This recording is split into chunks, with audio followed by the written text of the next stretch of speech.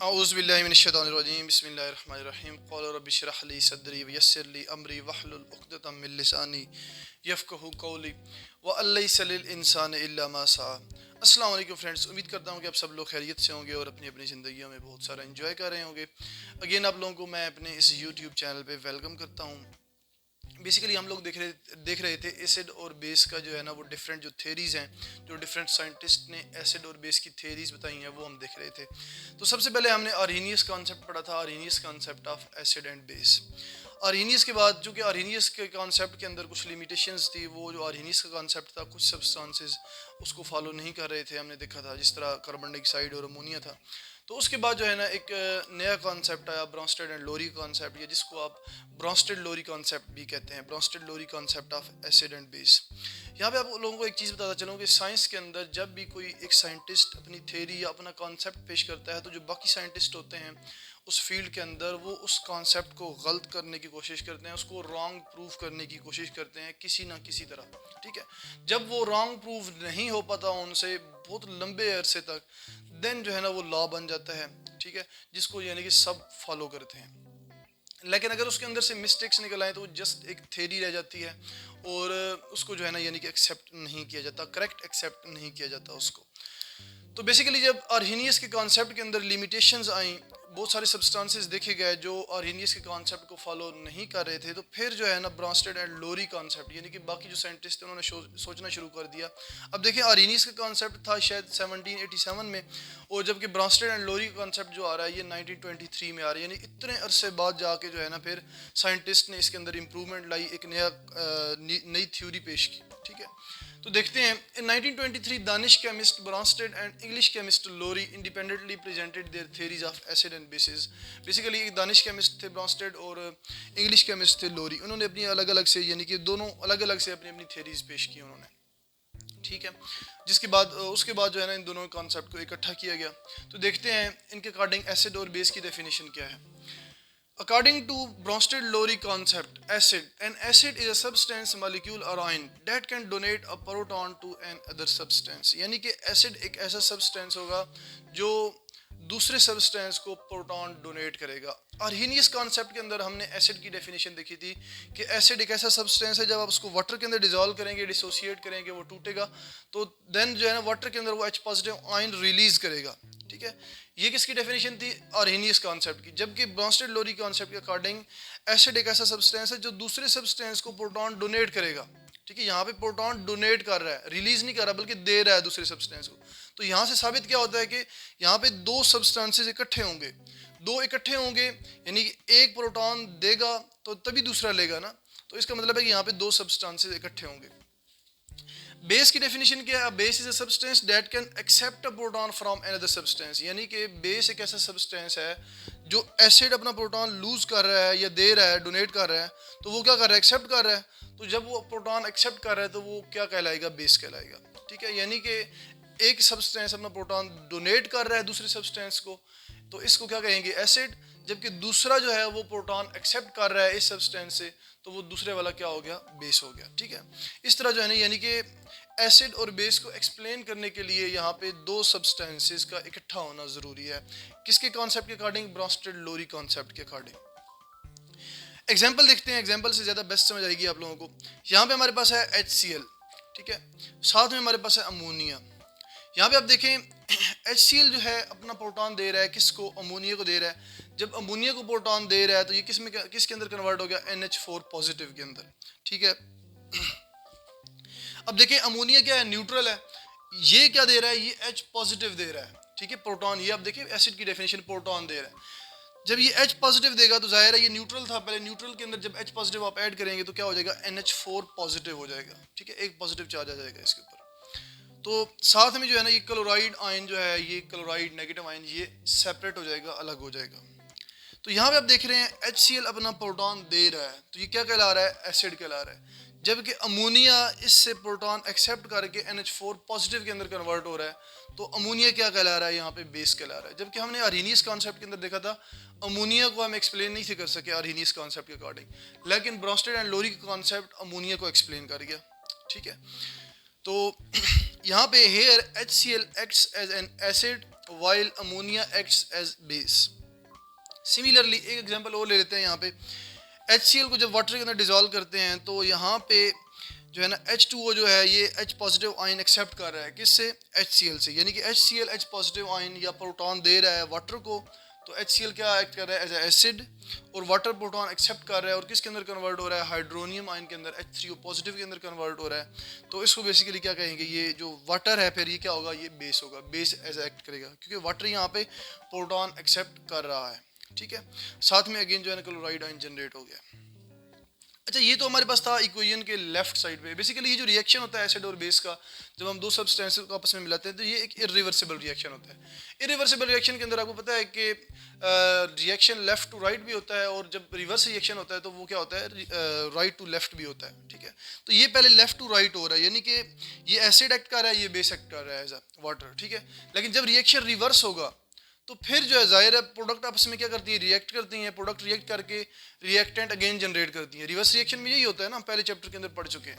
तो यहाँ पे हम प्रोडक्ट को देखेंगे, तो प्रोडक्ट के अंदर अब हम देखेंगे कि यहाँ पे कौन सा एसिड और कौन सा बेस होगा।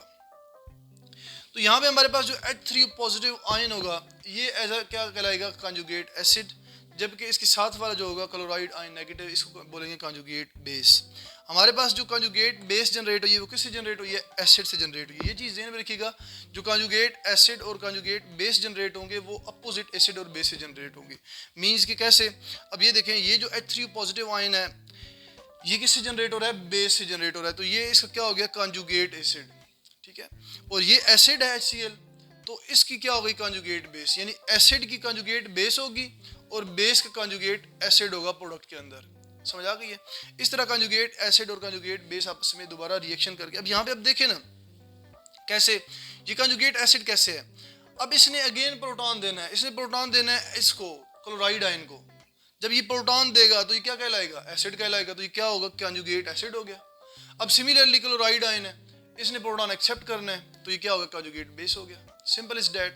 अगेन यानी जिस तरह एसिड और बेस की डेफिनेशन यहाँ पे पड़ी है वो सिंपल वही एसिड एंड बेस की डेफिनेशन यहाँ पे भी लग रही है। कॉन्जुगेट क्यों कहा गया? क्योंकि प्रोडक्ट से रिएक्टेंट में आ रहा है, और कॉन्जुगेट इसलिए भी कहा गया कि ये हमारे पास जो है ना, यानी कि इनके अपोजिट एसिड और बेस से जनरेट हो रहे हैं। समझ आ गई है? इस तरह this is a reversible reaction where HCl acts as acid and water acts as base. In a reverse reaction, chloride acts as base because it accepts proton from acid H3O positive. ये जो chloride है ये base act करेगा क्योंकि ये H3O positive ion से H positive ion लेगा। Chloride ion is called conjugate base of acid HCl। इस HCl के जो ये जो एसिड है ये इसकी क्या है? कॉन्जुगेट बेस है। और जबकि H3O पॉजिटिव क्या है? ये कॉन्जुगेट एसिड है किसका? H2O बेस का। And H3O positive ion is called conjugate acid of base H2O। ठीक है, ये सिंपल, यानी कि आपने इक्वेशन को देख के ये सारी थ्योरी लिखनी है खुद से, कोई इतनी मुश्किल नहीं है। अगेन बताने जा रहा हूँ कि हमारे पास यानी कि ये रिवर्सिबल रिएक्शन है। रिवर्सिबल रिएक्शन के अंदर दो रिएक्शन होते हैं, एक रिएक्शन होता है फॉरवर्ड और दूसरा रिवर्स रिएक्शन। फॉरवर्ड रिएक्शन में देखेंगे तो हमारे पास ये HCl एसिड एक्ट कर रहा है और वाटर बेस एक्ट कर रहा है। क्यों? क्योंकि HCl प्रोटॉन डोनेट कर रहा है और वाटर प्रोटॉन एक्सेप्ट कर रहा है, और अकॉर्डिंग टू ब्रोंस्टेड-लोरी कॉन्सेप्ट। उसके बाद जब रिवर्स रिएक्शन होगा, रिवर्स रिएक्शन के अंदर H3O पॉजिटिव अपना जो है ना H पॉजिटिव आयन डोनेट करेगा किसको? HCl नेगेटिव को। जब ये डोनेट करेगा तो ये एसिड कहलाएगा, और जब ये क्लोराइड आयन प्रोटॉन एक्सेप्ट करेगा तो ये कॉन्जुगेट बेस कहलाएगा। तो ये कॉन्जुगेट एसिड और कॉन्जुगेट बेस क्यों बोला गया? क्योंकि ये जो H3O पॉजिटिव आयन है ये अपने बेस से जनरेट हुआ है, ठीक है। तो इस वजह से कॉन्जुगेट एसिड है। जबकि क्लोराइड आयन है ये कॉन्जुगेट बेस एक्ट कर रहा है क्योंकि ये अपने एसिड से जनरेट हुआ है। समझ आ गई इस चीज़ की, कॉन्जुगेट एसिड और कॉन्जुगेट बेस की। ये कॉन्जुगेट एसिड और कॉन्जुगेट बेस की डेफिनेशन भी लिखी हुई है। A species formed by accepting a proton by a base. ये जो है यानी कि a species formed by accepting a proton by a base, ये क्या हो गया? Conjugate acid. और conjugate base a species formed by donating a proton by an acid. समझ आ गई इस चीज़ की, ये ऑलरेडी मैं अभी आप लोगों को डिस्कस कर चुका हूँ। सिमिलरली यहाँ पे नेक्स्ट एग्जांपल आ रही है ब्रोंस्टेड-लोरी कॉन्सेप्ट की। अच्छा, ब्रोंस्टेड-लोरी कॉन्सेप्ट की ये दो डेफिनेशन, एसिड बेस की डेफिनेशन, फिर ये रिवर्स रिएक्शन का बताया कि ये रिएक्शन रिवर्स होता है तो इसके अंदर कॉन्जुगेट एसिड और कॉन्जुगेट बेस का कॉन्सेप्ट भी हो गया। अब नेक्स्ट चलते हैं यहाँ पे एग्जांपल एक और है, ये हमारे पास एसिटिक एसिड है CH3COOH प्लस H2O। अब यहाँ पे जो एसिड है वो प्रोटॉन क्या कर रहा है, रिलीज कर रहा है, प्रोटॉन दे रहा है किसको, बेस, इसको वाटर को दे रहा है, तो ये एज एसिड एक्ट करेगा, और वाटर प्रोटॉन एक्सेप्ट कर रहा है तो ये क्या करेगा, as a base accept, base कहेगा, बेस कहलाएगा सॉरी। तो यहाँ पे CH3COO नेगेटिव, अब ये क्या बन गया, इस एसिड की कंजुगेट बेस बन गई है, जबकि जो वाटर है ये बेस था, तो ये H3 पॉजिटिव इसका क्या हो गया, कंजुगेट एसिड बन गया। अब अगेन अगर आप रिवर्स रिएक्शन भी देखें तो H3 पॉजिटिव आयन प्रोटॉन देगा तो ये एसिड कहलाएगा, और CH3COO नेगेटिव एसीटेट आयन जिसको कहते हैं, ये प्रोटॉन एक्सेप्ट करेगा तो ये कंजुगेट बेस कहलाएगा। So according to this concept, an acid and a base always work together to transfer a proton, यानी कि प्रोटॉन के ट्रांसफर के लिए एसिड और बेस का इकट्ठा होना जरूरी है। ये किसका कॉन्सेप्ट है, ये ब्रोंस्टेड-लोरी का कॉन्सेप्ट है कि आप एसिड और बेस को उस वक्त तक पहचानेंगे जब आप दोनों एसिड और बेस सब्सटेंसेस को आपस में मिलाएंगे, वहाँ पे प्रोटॉन ट्रांसफर होगा, एक प्रोटॉन देगा दूसरा लेगा, तो तभी जो है ना आप एक्सप्लेन कर सकेंगे कि ये जो प्रोटॉन दे रहा है ये एसिड है और जो प्रोटॉन ले रहा है वो बेस है। तो यानी कि ये दोनों जब इकट्ठे वर्क करेंगे तो तभी जो है ना आपको एसिड और बेस के कॉन्सेप्ट का पता चलेगा। ये किसका कॉन्सेप्ट है, ये ब्रोंस्टेड-लोरी का कॉन्सेप्ट है। Hence a substance can act as an acid as well as a base depending upon the nature of the substance. कोई भी सब्सटेंस एसिड और बेस उस वक्त कहलाएगा जब हम उसको दूसरे सब्सटेंस के साथ मिलाएंगे, ठीक है। एक सब्सटेंस के एसिड और बेस होने का तभी पता चलेगा जब आप उसको दूसरे सब्सटेंस के साथ मिलाएंगे, तभी आपको पता चलेगा कि ये एसिड एक्ट कर रहा है या बेस एक्ट कर रहा है। देखते हैं next. For example water act as base when react with HCl।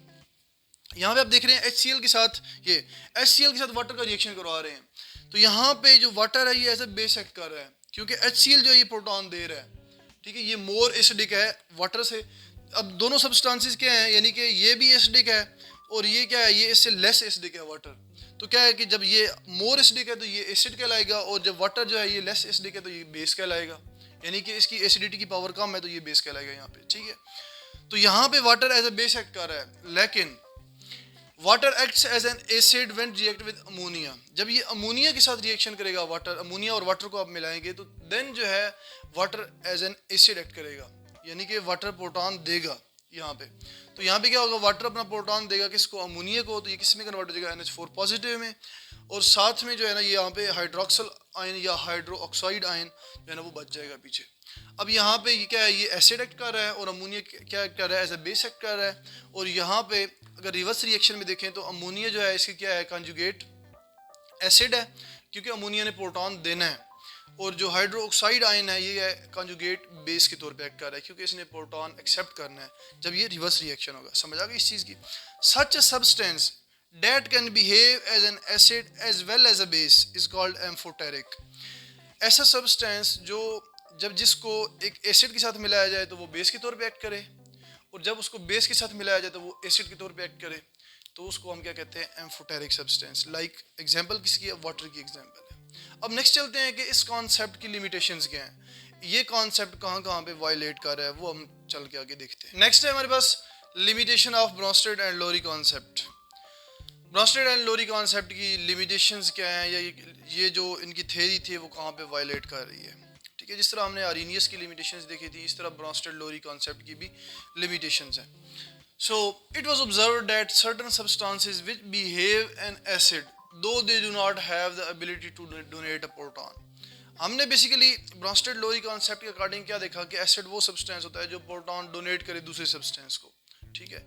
जबकि हम यहाँ पे देख रहे हैं कि हमारे पास ये जो एग्जांपल है सल्फर ट्राईऑक्साइड की, इसके पास प्रोटॉन है ही नहीं, इसके पास हाइड्रोजन है ही नहीं, तो स्टिल ये एसिड के तौर पे एक्ट करता है।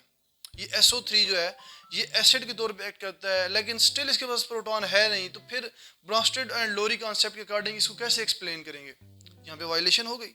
उसके बाद एक और सब्सटेंस हमारे पास कैल्शियम ऑक्साइड, ठीक है। ये एज अ बेस बिहेव करता है, लेकिन ये प्रोटॉन एक्सेप्ट नहीं करता रियलिटी में। जब ये प्रोटॉन एक्सेप्ट नहीं करता तो ये बेस कैसे कहलाएगा फिर, लेकिन ये रियलिटी में बेस है, यानी कि ओरिजिनली ये बेस है। तो यहाँ पे भी क्या है कि यानी कि ब्रोंस्टेड-लोरी कॉन्सेप्ट क्या हो गया, फेल हो गया। तो ब्रोंस्टेड-लोरी कॉन्सेप्ट जो है ना यानी कि फेल हो गया यहाँ पे। तो इसके बाद एक न्यू कॉन्सेप्ट आता है, लीविस का कॉन्सेप्ट आता है, जो कि एक बहुत ही यानी कि इंपॉर्टेंट कॉन्सेप्ट है, और उसकी बेस पे ऑलमोस्ट जितने भी यानी कि सब्सटेंसेज हैं, सारे सब्सटेंसेज वो उनकी जो नेचर है, एसिडिक और बेसिक नेचर है, वो एक्सप्लेन हो जाती है। ये ऐसे है, मैं आप लोगों को एक सिंपल एग्जांपल दूंगी। सबसे पहले हमारे पास बिल्कुल जो है ना सादे सेट आए थे नोकिया के, ठीक है। अब क्या थी कि वो काम तो कर रहे थे थोड़ा बहुत, यानी कि हमारे यानी कि कॉल करते कॉल हो जाती थी हमारे पास, ठीक है। लेकिन उसके अंदर कोई वीडियो वाला ऑप्शन नहीं था, कोई और बहुत सारे ऑप्शन नहीं थे। उसकी जो आवाज़ यानी कि कॉल आती थी, वो भी आवाज़ जो थी वो ऊंची तो बड़ी होती थी लेकिन ब्लर टाइप होती थी, सही समझ नहीं थी आती। उसके बाद फिर क्यू मोबाइल आए, थोड़ी सी बेहतरी हुई उसके अंदर एक नया फीचर भी आ गया, कैमरा आ गया उसके अंदर, ठीक है। मेमोरी कार्ड वाला सिस्टम भी आ गया उसके अंदर। तो क्या स्टिल जो है ना उसके अंदर फिर मजीद एवोल्यूशन की गई। फिर फाइनल हमारे पास एंड्रॉयड सेट आ गया। अब एंड्रॉयड सेट में आप देखें तो हमारे पास कैमराज हैं, वीडियोस बना सकते हैं, ऑडियोज़ हैं। इसके अलावा और हज़ारों चीज़ें हैं। फेसबुक यूज़ कर सकते हैं, यूट्यूब यूज़ कर सकते हैं, गूगल यूज़ कर सकते हैं, इंटरनेट, ठीक है। तो क्या है कि इस यानी कि चीज़ों के अंदर आहिस्ता आहिस्ता एवोल्यूशन होती है। ऐसे नहीं होता है कि डायरेक्ट, अब साइंटिस्ट डायरेक्ट जो है ना वो एंड्रॉयड सेल फ़ोन, या आप कह सकते हैं कि जो आईफोन 12 प्रो मैक्स है, ये जो भी है, ये यानी कि जो इस वक्त टॉप 3 चल रहे हैं, वो क्या है कि डायरेक्ट तो नहीं बना सकते थे। यानी कि एवोल्यूशन साइंस के अंदर आहिस्ता आहिस्ता आता है। हम कोई चीज़ स्टार्ट करते हैं तो तभी जो है ना उसके अंदर एवोल्यूशन करते करते करते उसके अंदर जो है ना हम उसके अंदर यानी जिद्दत लाते हैं, उसके अंदर मॉडर्निटी लाते हैं, आप कह सकते हैं। लाइक एयरप्लेन की एग्जांपल ले लें। एयरप्लेन पहले कैसा था और अभी आप देखें आप, यानी कैसे कैसे एयरप्लेन आ चुके हैं, जिनकी यानी सुपरसोनिक्स एयरप्लेन आ चुके हैं। यानी किस तरह की चीज़ें क्या है कि साइंस के अंदर जो भी चीज़ हम एक स्टार्ट लेते हैं उसके अंदर आहिस्ता आहिस्ता एवोल्यूशन होती है। तो ये जो थेरीज होती हैं, थेरीज के अंदर भी आहिस्ता आहिस्ता एवोल्यूशन होती है। अब ऐसे नहीं होता कि डायरेक्ट ही लीविस का कॉन्सेप्ट आ जाता। लीविस ने भी पहले इन्हीं थेरीज की बेस पे वर्क किया, ठीक है। इन थेरीज को डिटेल में देखा, उसके बाद जाके जो है ना वो एक नतीजे पे पहुंचा कि इनकी थेरीज क्यों गलत साबित हुई हैं, क्या वजह है, ठीक है। तो फिर उसके अंदर यानी कि उसने एक नया कॉन्सेप्ट सोचा, तब उसको समझ आई कि ये जो है ना कॉन्सेप्ट देना चाहिए। तो इंशाल्लाह हम नेक्स्ट लेक्चर में लीविस कॉन्सेप्ट को डिटेल में एक्सप्लेन करेंगे। अगर स्टिल किसी को कोई समझ नहीं आई तो कमेंट सेक्शन के अंदर अपना क्वेश्चन करें, इंशाल्लाह उसको मैं रिप्लाई करूंगा। इसी के साथ मैं अपना लेक्चर एंड करता हूँ। इंशाल्लाह मिलते हैं नेक्स्ट लेक्चर में। इसी के साथ ही अल्लाह हाफिज़।